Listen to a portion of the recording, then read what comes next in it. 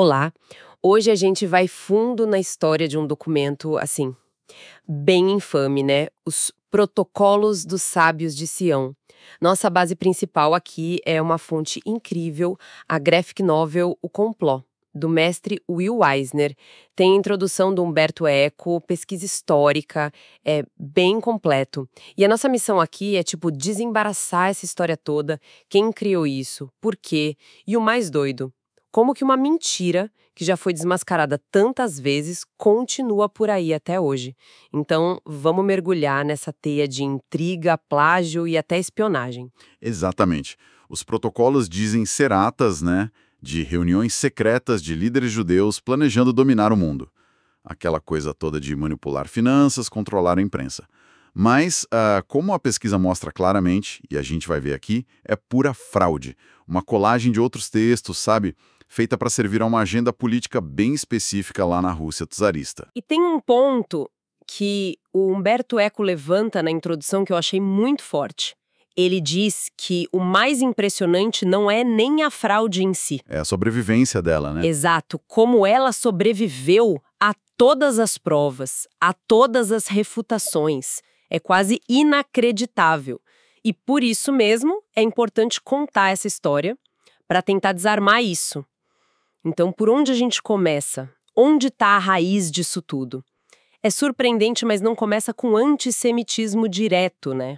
Não. Começa na França, século XIX, com crítica política. A figura central aí é Maurice Joly. O Diálogo no Inferno entre Maquiavel e Montesquieu, de 1864. Esse mesmo. Joly era advogado, escritor, e ele era contra o regime do Napoleão III, que ele via como autoritário. No livro, ele usa o Maquiavel de forma bem inteligente para expor as táticas que ele achava que o imperador usava. Controle da mídia, manipular a opinião pública, usar a força. E o Montesquieu está lá para defender a liberdade, né? Era uma crítica velada, mas bem ácida. E o livro do Eisner mostra bem o que aconteceu com ele, né? Pagou caro. Pagou. Publicou fora na Bélgica para fugir da censura, mas não adiantou. Foi preso quando o livro chegou na França. Teve uma vida bem difícil depois disso, né? E acabou se suicidando em 1878. Sem nunca imaginar o que iam fazer com a obra dele. E aí que está o ponto-chave, né? Esse texto, que era para criticar um imperador francês, virou a espinha dorsal dos protocolos. É chocante quando você compara. Dizem que uns 2/3 do conteúdo são plágio direto ou adaptado do Joly. Sim, as análises mostram isso. Pegaram o que o Maquiavel do Joly dizia sobre como controlar um Estado e simplesmente colocaram na boca de supostos sábios judeus. Impressionante. Mas não foi só o Joly, certo? O Eco menciona outras coisas que já estavam circulando na época, outras influências. Com certeza. Já existia, assim, uma tradição de romances com teorias da conspiração. O Eco cita o Eugène Sue. O judeu errante, os mistérios do povo. Isso. Falavam de planos secretos dos jesuítas, sociedades secretas controlando tudo. Isso já criava um clima, sabe? Um terreno fértil para essas ideias. E depois veio o Hermann Goethe. A famosa cena do cemitério de Praga. A graphic novel ilustra isso de um jeito bem marcante. É uma cena totalmente inventada, né? Goethe era um escritor alemão, usava o pseudônimo Sir John Ratcliffe. No romance Biarritz, de 1868, ele inventou essa reunião noturna no cemitério de Praga com líderes das 12 tribos de Israel planejando dominar o mundo. Pura ficção. Só que aí aconteceu uma coisa bizarra, né? Pois é. Essa ficção começou a ser tratada como fato.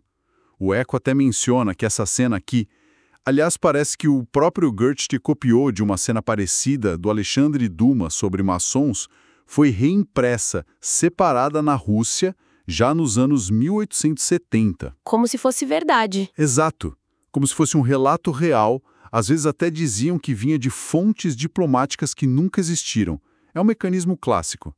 A ficção vira prova quando confirma o que as pessoas já querem acreditar. E isso leva a gente direto para a Rússia. Final do século XIX, começo do XX. A situação lá era complicada. Muito tensa. O Tsar Nicolau II no poder, mas o império cheio de problemas. Agitação social, pobreza, movimentos revolucionários crescendo e a corte dividida. A graphic novel do Eisner mostra bem essa coisa da intriga no palácio, né? A rivalidade entre o Witt, que era mais modernizador, meio liberal, E as alas mais conservadoras, reacionárias, ligadas à polícia secreta, à nobreza. e aí que entra a Okhrana, a polícia secreta tsarista. Eles precisavam de alguma coisa, né? Precisavam desesperadamente. É nesse contexto que surge a encomenda dos protocolos. As evidências apontam muito para o Piotr Ratskovsky, O chefe da Ucrânia no exterior, que ficava em Paris. e esse mesmo. Ele e os conservadores viam as reformas, a influência do Witt, como uma ameaça ao regime czarista. Precisavam de uma arma para quê? Para desacreditar o liberalismo, para associar ele a uma conspiração maligna e, claro, para jogar a culpa dos problemas da Rússia num bode expiatório. E os judeus russos, que já sofriam discriminação e violência, eram um alvo perfeito para isso. Exatamente. A ideia era criar um documento falso que provasse que os judeus estavam por trás de tudo, que queriam derrubar o czar e corromper a Rússia cristã. Um documento para mostrar para o czar Nicolau II que dizem que era facilmente influenciável. A Ucrânia já tinha experiência com desinformação, né? Plantar notícias falsas. Já. Os protocolos seriam, tipo assim, a obra-prima deles nesse sentido. E quem foi o artesão dessa fraude? A graphic novel coloca um nome, um rosto nisso, Matil Golovinsky. Sim, o Eisner o retrata como essa figura complexa. Um jornalista russo, de família nobre decadente, com um histórico meio suspeito, já tinha feito uns trabalhos para a Ucrânia, talvez até falsificações antes. E morava em Paris na época, né? O homem certo na hora certa. Tinha as habilidades, a falta de escrúpulos, aparentemente, e isso não é só a invenção da graphic novel, né? Tem pesquisa histórica que confirma. Tem sim. O livro do Eisner cita o trabalho do historiador russo Mikhail Lepkin, por exemplo. Ele pesquisou em arquivos russos que só abriram depois do fim da União Soviética. E o que ele achou? Achou documentos, incluindo o interrogatório de um agente da Ucrânia, um tal Henri Billiant, lá de 1917. E esses documentos confirmavam que o Golovinsky foi mesmo autor material dos protocolos, provavelmente a mando do Rakovsky, ali por 1897, 1898. Então o trabalho dele foi basicamente... Pegar o Jolie e dar uma roupagem antissemita. Foi mais uma adaptação do que criar algo novo, né?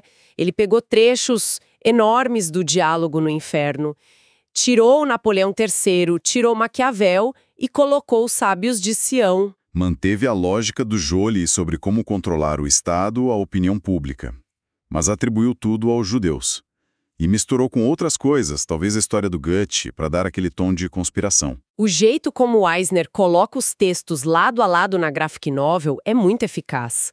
Você vê a cópia, até erros que foram copiados juntos. É impressionante. E pensar que um documento feito assim, quase uma colagem, teve o impacto que teve. Como que isso chegou ao público, então? A primeira vez que fez barulho mesmo. Foi na Rússia, em 1905. Foi incluído num livro do Serge Nilus, O Grande no Pequeno.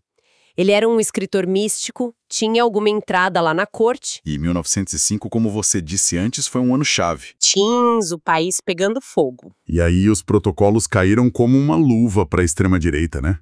Para centúrias negras. Aqueles grupos ultranacionalistas super violentos. Exato, eles usaram os protocolos para incitar pogroms, os massacres contra judeus, para culpar os judeus pela derrota na guerra, pela bagunça social, pelas ideias revolucionárias.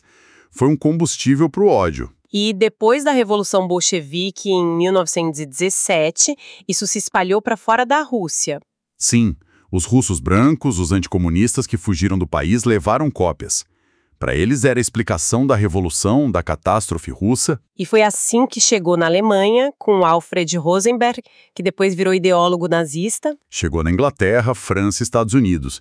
Virou um texto fundamental para o antissemitismo internacional ali no período entre as guerras. É muito louco pensar como uma fraude tão específica, nascida ali nas intrigas da polícia czarista, virou global.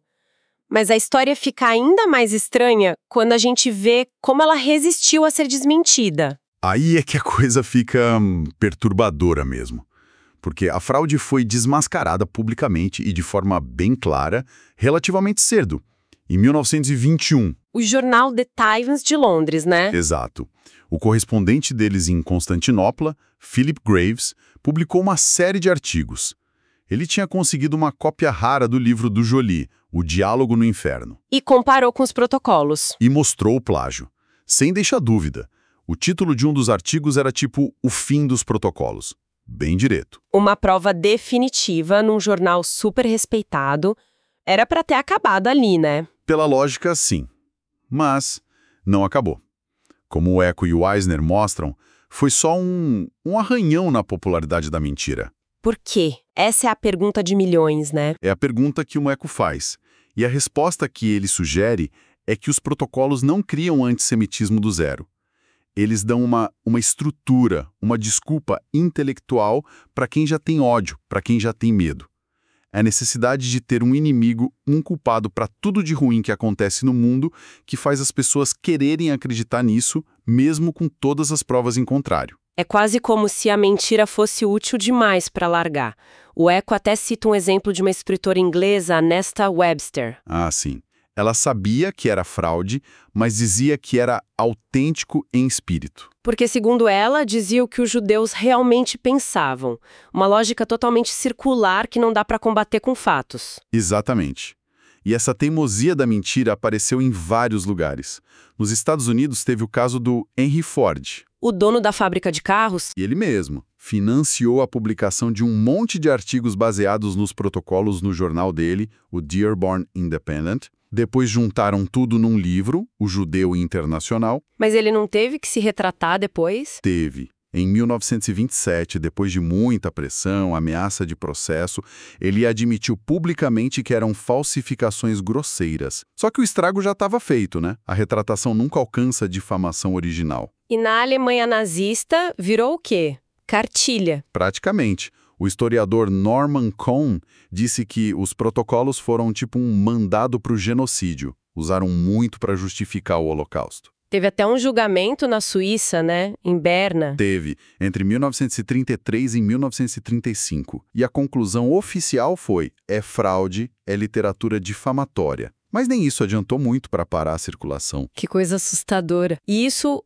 continuou mesmo depois da Segunda Guerra, do Holocausto? Da União Soviética, só que aí adaptavam para mirar no sionismo ou no capitalismo internacional.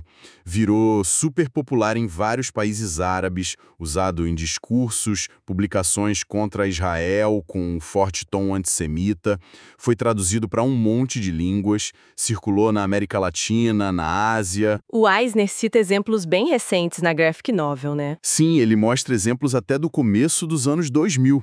Distribuição na Malásia, uso pelo Hamas, sites na internet tipo Rádio Islam, até uma novela na TV estatal do Egito, em 2002, baseada na trama dos protocolos. É persistente demais. E diante disso tudo, dessa persistência viral da mentira, o que motivou o Will Eisner a fazer essa graphic novel, O Complô?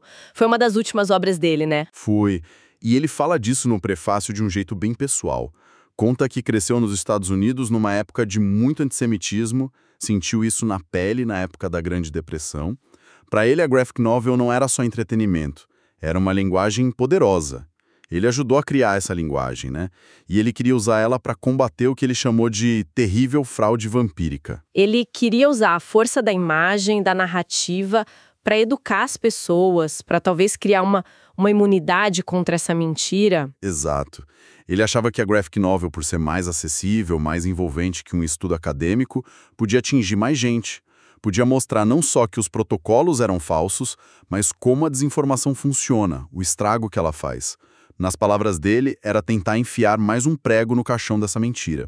Um ato de resistência pela arte. Faz todo sentido. Então, resumindo a ópera, Os Protocolos dos Sábios de Sião, fraude comprovada.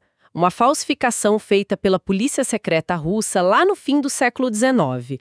Pegaram um texto francês que criticava o governo francês, plagiaram, enfiaram antissemitismo no meio, tudo para culpar os judeus pelos problemas da Rússia e impedir reformas.